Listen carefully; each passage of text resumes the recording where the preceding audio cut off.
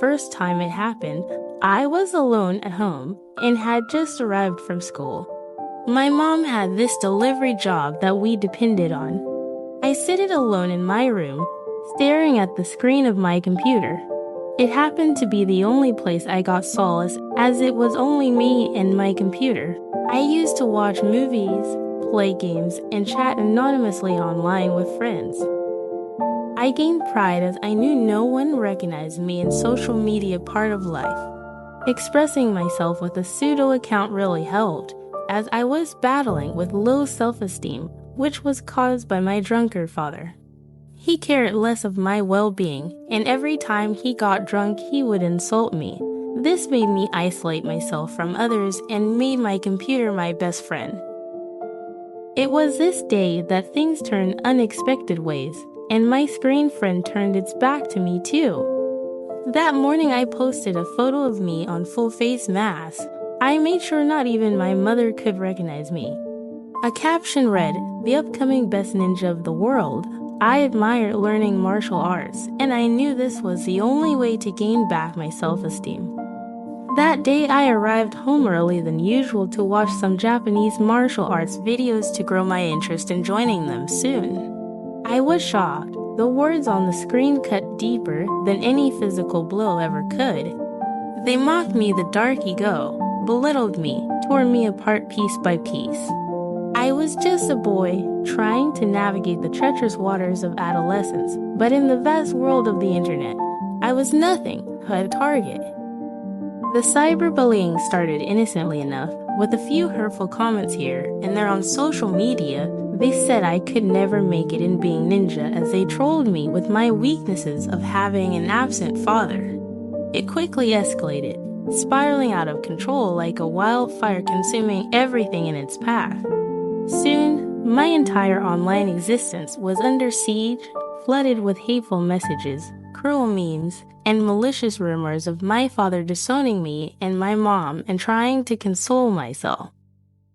I can't really tell how they discovered my real identity. It took the very last best part of me to worst. I thought I had hidden my pride in a safe box, but no. My photos were all over the social media and all manner of insults you could think of. At first, I tried to brush it off, to pretend like it didn't affect me. But with each passing day, the weight of the words grew heavier, suffocating me with their venomous intent. I became withdrawn, more isolated, trapped in a prison of my own making, depressed and no one to turn to.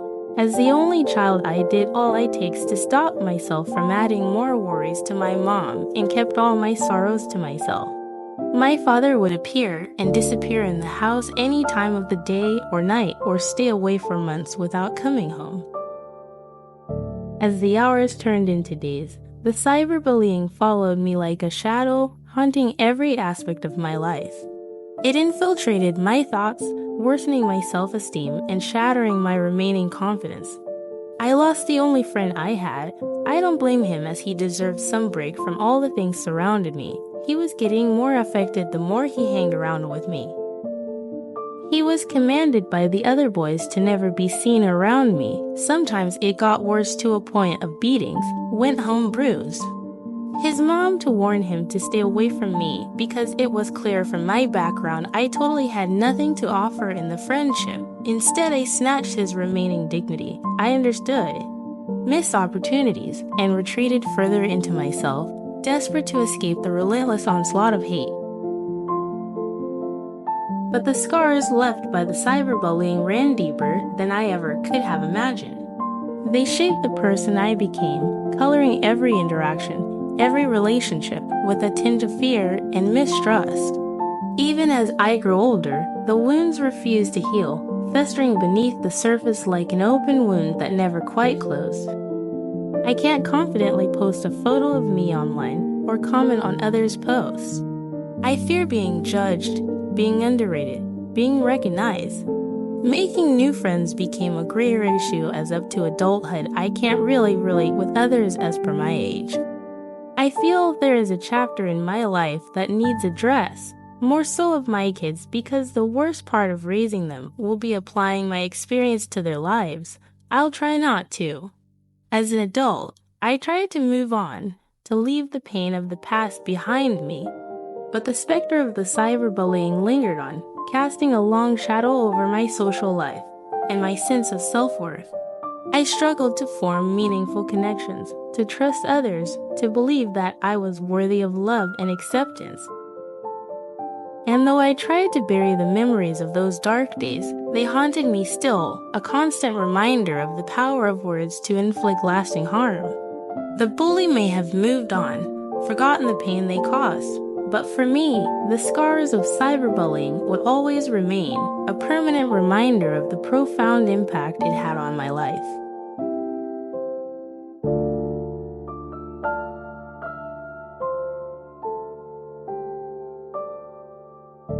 My senior year in high school, I was used to getting teased for my high water pants or my bookishness.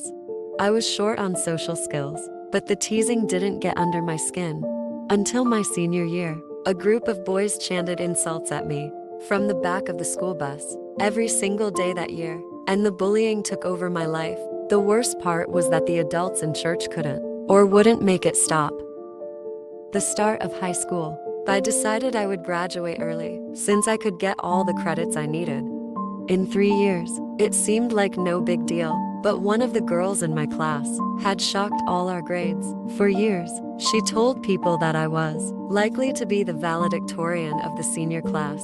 That made a boy in that class, I'll call him Alex, angry. He thought he would be no one and felt I had stolen his crown. For the record, I was valedictorian. But I didn't steal anything from Alex, who ranked 4th. I didn't care about that at the time and still don't, but Alexa sure did. Alex spearheaded a campaign of bullying and harassment that spanned the whole of senior year. The worst of it was on the school bus. Every afternoon, the mostly boys in the back chanted a mean nickname they had made up for me and my sister. Sometimes they threw fruit at us.